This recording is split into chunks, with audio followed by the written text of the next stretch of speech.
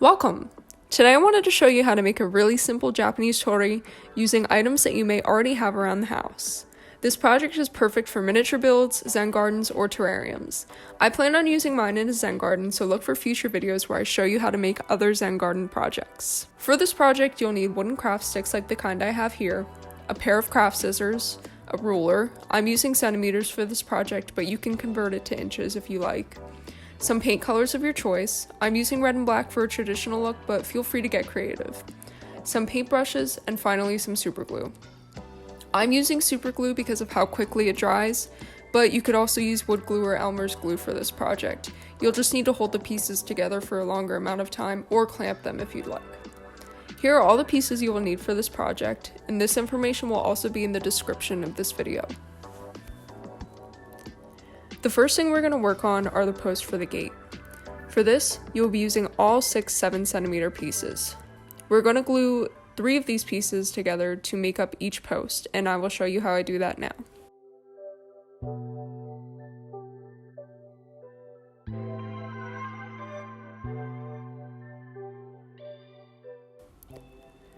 Now that we have our 2 posts, we can move on to the next step.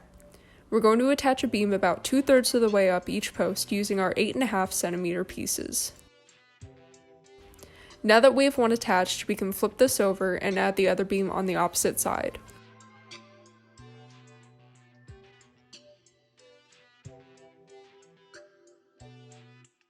Okay, now that we have something that looks like this, we can add a small detail to make our design more authentic.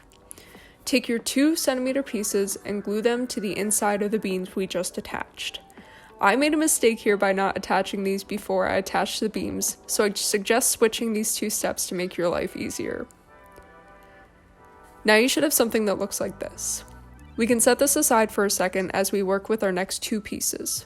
We will be gluing the 2 10.5cm pieces together in the same way that we did in the first step with the posts. Okay. Now that we have our pieces glued together, we can attach them to the top of the gate using a dot of glue on the top of each post. Now we will glue these 2 very small pieces we have on either side of the beam we just attached.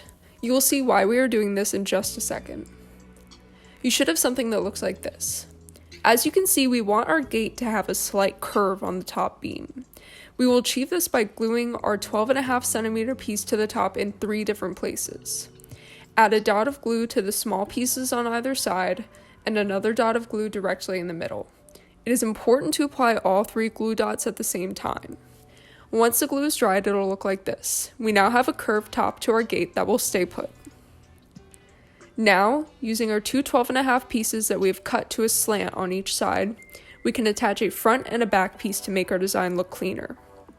We now have something that looks like this. Let's turn our attention to the bottom of the gate and make some feet so it can stand on its own.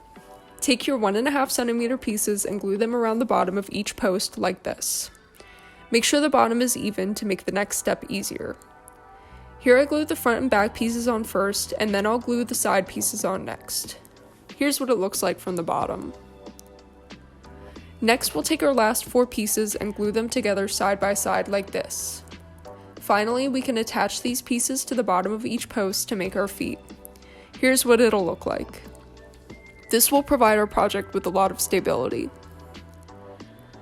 The last step of this project is to add some color.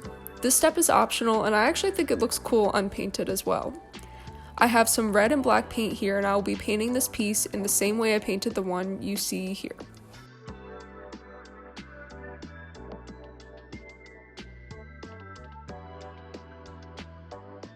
And here's the finished project. As you can see, I could have been more careful when gluing the pieces together because some things aren't lining up exactly right, but I still think it turned out pretty well.